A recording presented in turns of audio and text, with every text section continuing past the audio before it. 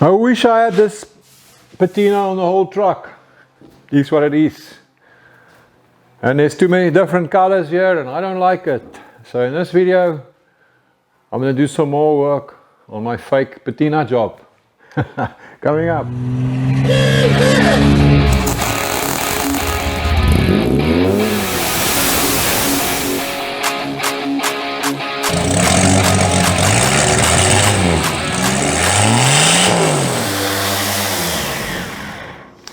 Hey, how's it look? And welcome back.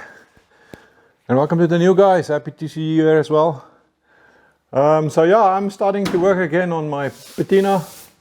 The fake patina. Really like this. But yeah, I need to have the whole truck kind of looking the same, or that's what I would like. So I'm just sanding this down, 80 grit.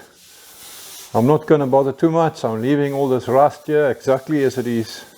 Just providing a key with the existing paint here. And I'm going to paint straight over this.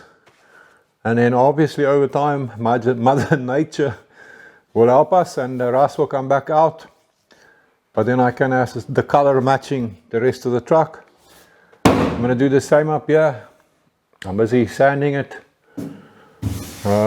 Also 80 grit, I don't really care, it's just going to create more effect.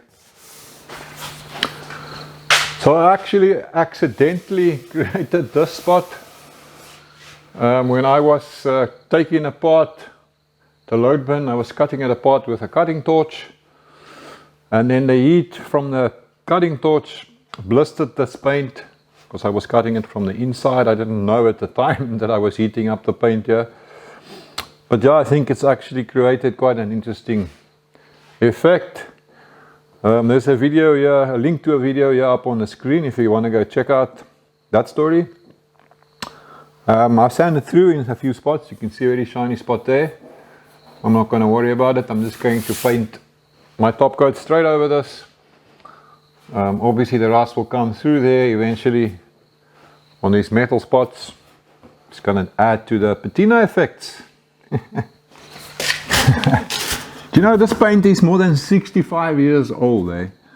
And I'm actually amazed by how hard it is and how good it actually still is. Obviously it's been chipped off in places and worn off, and it kind of makes me wonder, you know, all this modern 2K base coat, clear coat paint, you know, what are they going to look like in 65 years? Maybe this original, I think, what was this, nitrocellulose lacquers or something like that? Maybe it's good enough, eh? Someone once said to me, you know, you're putting 2K paint on a rat rod, it's like putting jewels into a pig's snout. Got a point.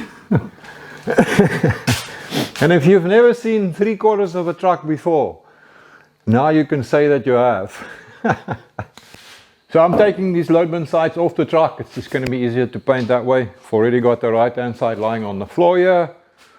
Gave it a slap of sticky old chassis black on the inside there. I think the old gold deserves it. But yeah, I'm running out of space. So I'm going to have to paint them outside there. So I better move that truck.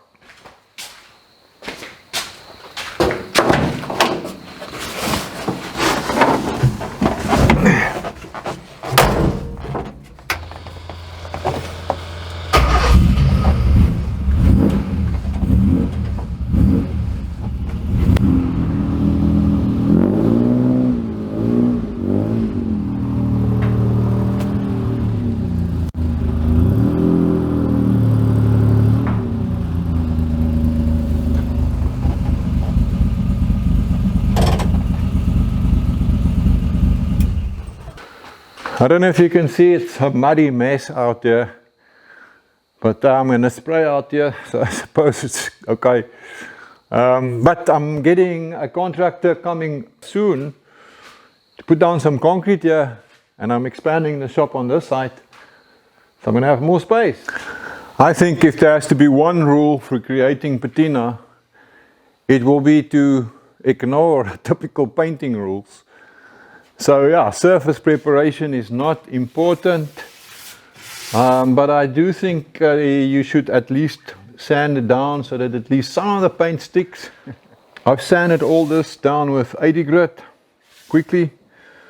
I'm not going to bother to do anything further about all this old rust. I'm just going to paint my top coat straight over it. So obviously with time it will start to bleed through and start rusting again. That's exactly what we want to get this patina. What I am going to do is to paint my new metal with some primer. I don't think it's going to look right if all of this rusts and I've got paint here and paint there.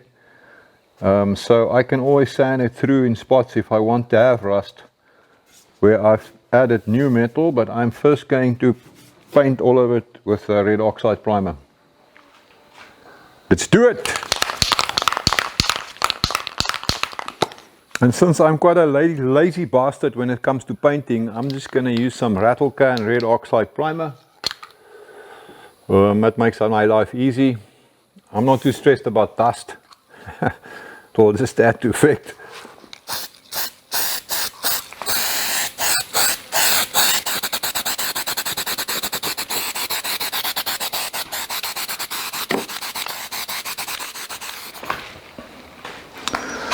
I'm going to do the same thing here where I Frenched in the taillights.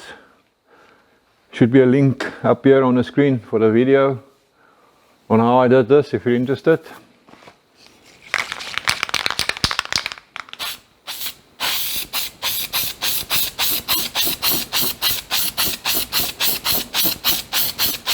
Man, I dig this approach.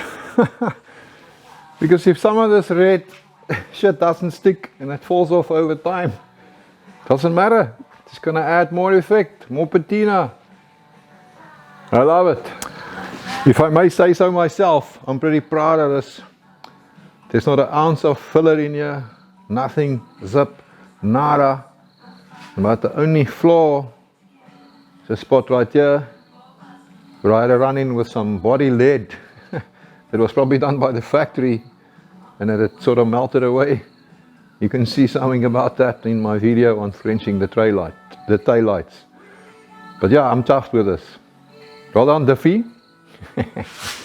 Just, I tell you, sometimes you can be so freaking stupid. Look what I did.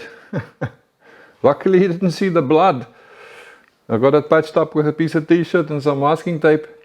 It's quite sore, but it still works. So I was trying to do this, working from below, which is already stupid. Just trying to smooth out this edge here. I went into the corner, snagged there, you can see there, knocked the old tailgate off the stand, and somewhere in the fight, my thumb got in the way. Careful out there, guys. I cleaned up the patch pieces here on my tailgate with a wire brush. I had to narrow the tailgate for building my load bed, which is narrower. There's a whole playlist on building this load bed if you want to go check it out. Should be linked here up on the screen. So now I'm just going to spray it with my busted thumb. Still works.